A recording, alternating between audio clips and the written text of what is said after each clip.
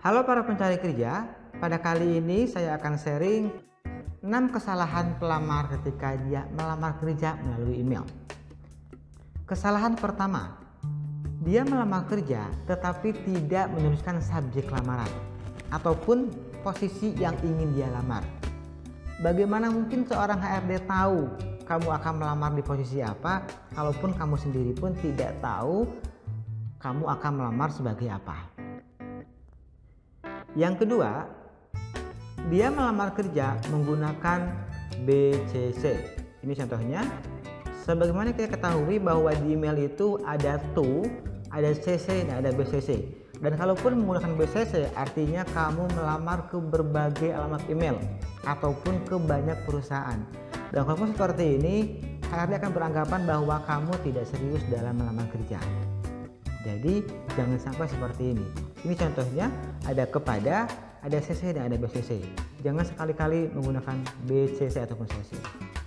Yang ketiga, dia melamar kerja tetapi tidak ada prolognya, atau bahasa kasarnya dia kurang sopan. Kenapa hanya melampirkan lampirannya saja tanpa ada prolognya? Yang selanjutnya, dia melamar kerja ada prolognya tetapi terlalu simple. Ini pun juga sama, tidak akan dipanggil oleh seorang HRD. Kenapa? Karena kalian tidak menjelaskan maksud dan tujuan kalian melamar kerja untuk apa. Ini contohnya terlalu simpel, cuma hanya ada nama, pendidikan, dan nomor telepon. Itu juga tidak bagus.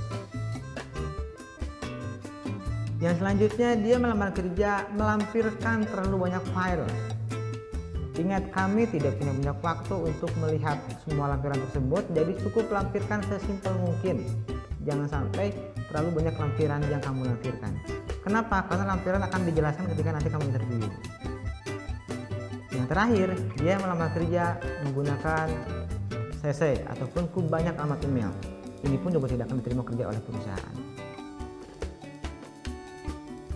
Dan selanjutnya, saya akan tunjukkan contoh melamar kerja melalui email yang tepat. Ini yang pertama, dia melamar kerja ada subjeknya, ada tujuan jelas, ada prolognya, ada identitas, ada pengalaman dan keahlian, dan melampirkan file pendukung. Dan di sini harus dipahami bahwa tidak semua file pendukung dilampirkan, cukup yang mendukung pada yang kamu jelaskan. Misal, cukup CV untuk menjelaskan identitas dan pengalaman ataupun keahlian, bisa sertifikat ataupun pak lain.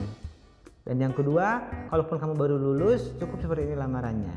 Kenapa? Karena baru lulus belum punya keahlian, kecuali sudah punya keahlian, jadi cukup melampirkan dengan nilai kamu saja. Karena nilai ujian nasional itu menjadi salah satu nilai tambah ataupun daya jual kalian bagi kamu yang baru lulus. Dan ini pun juga salah satunya adalah contoh menggunakan bahasa Inggris. Tapi hati-hati, kalaupun memakai bahasa Inggris, harus dipastikan kamu juga bahasa Inggris.